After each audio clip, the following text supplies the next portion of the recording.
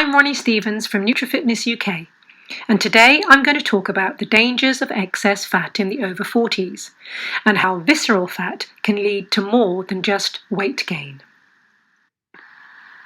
Let's start by looking at our Western diet. Over the years, there's been a steady decline in home-cooked nutritious meals and a huge increase in heavily processed foods with an addictive combination of salt, sugar, and fat. Food choices are now based on convenience rather than health, resulting in 30% of women and 44% of men now being categorised as overweight or obese in the UK. You see, as we age, regular overconsumption of these foods adds inches to your waistline. That weight sneaks up on you over time. One day you feel normal, and another you wake up to find that your body shape has changed and you no longer fit into your favourite clothes.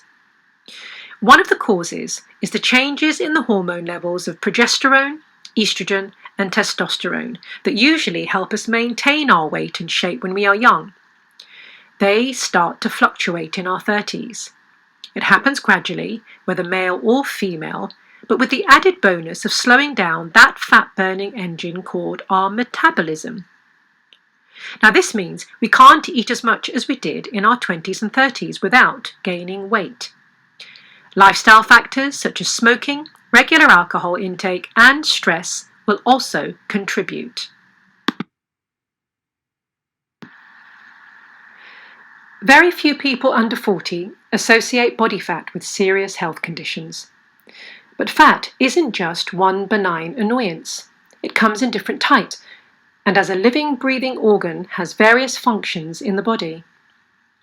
The left-hand MRI picture shows very clearly that there is one type of fat inside the thoracic cavity and another type of fat that can be seen sitting under the skin surrounding the outer edge of the trunk.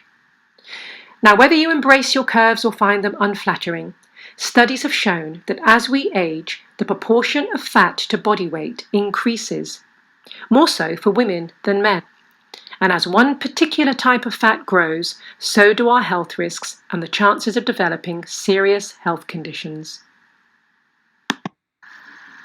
So what is the difference between these two types of fat? Well, the fat that you can pinch under the skin is called subcutaneous fat. It acts as an energy storage organ for the body, as well as insulation and protection for the body's organs. Visceral fat is the fat that surrounds your internal organs. It becomes increasingly biologically active as it grows, acting like an organ or gland, releasing hormones and other substances into the bloodstream for distribution to other parts of the body. This visceral fat silently increases as we overeat and reduce our exercise levels. And skinny people are not immune from this fat either. They have lower muscle mass and therefore weight, but can still have a high percentage of visceral fat hidden in their thoracic cavity. Distinguishing between the two types of fat can help predict the onset of something called the metabolic syndrome. So what is metabolic syndrome? Well, it's a cluster of conditions directly related to this deep abdominal fat. They include heart disease, type 2 diabetes, and high cholesterol. As the visceral fat grows, it becomes increasingly metabolically active, attracting and releasing molecules that can then go on to create inflammation in nearby cells and organs, such as the coronary arteries that take oxygenated blood to the heart.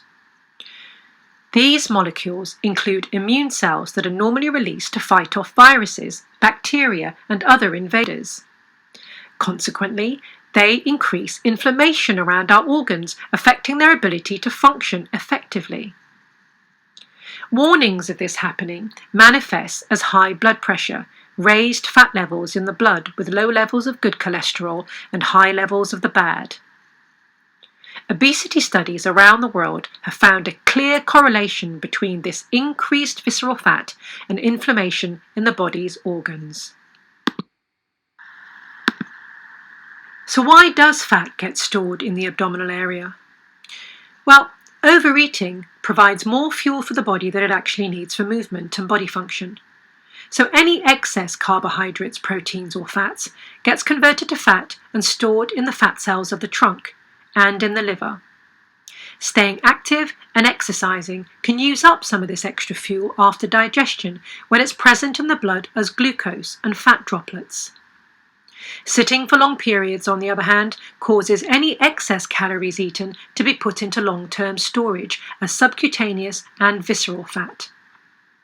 Black African, Caribbean and South Asian individuals are more predisposed to increased abdominal fat than their white counterparts. This greatly increases their susceptibility to metabolic diseases, hence the higher incidence of high blood pressure and diabetes in this group. How fat is distributed around our bodies is determined by our genes, but fat levels are mostly nurture and lifestyle. So looking at our parents' health will give us a clue as to how our lifestyle and dietary habits could impact our health in terms of disease risk and physical deterioration in the future. As we age, the signal to store fat in the abdominal region increases for both men and women. But women have an extra burden of reduced progesterone and estrogen levels as they age, directing fat to the abdominal area during menopause.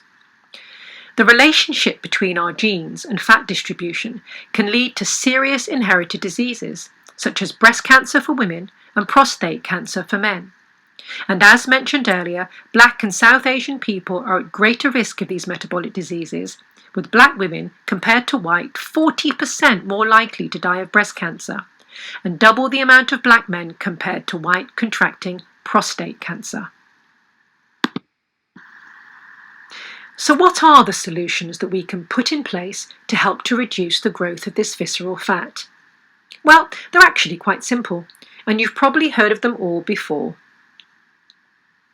Regular physical activity of at least 150 minutes per week, more if you can, will keep the muscles contracting and releasing, which uses up the glucose in the bloodstream and the stores of fat in your muscles for fuel. Regular cardiovascular exercise strengthens your heart and your lungs, while resistance-based exercise will strengthen the muscles and bones, and both will help to maintain muscle mass, which will increase your metabolism or fat-burning engine. In terms of diet, think healthy home-cooked food. It includes lots of fibrous vegetables, fresh fruit, beans and pulses. They contain the vitamins and minerals that converts your food into energy and will complement your exercise regime. Eaten regularly, these types of foods will keep you fuller for longer and reduce cravings for processed and high-calorie foods. These two things are simple to do and extremely effective in helping us to stay fit and healthy as we age, avoiding the disability and misery that comes with fat-related diseases.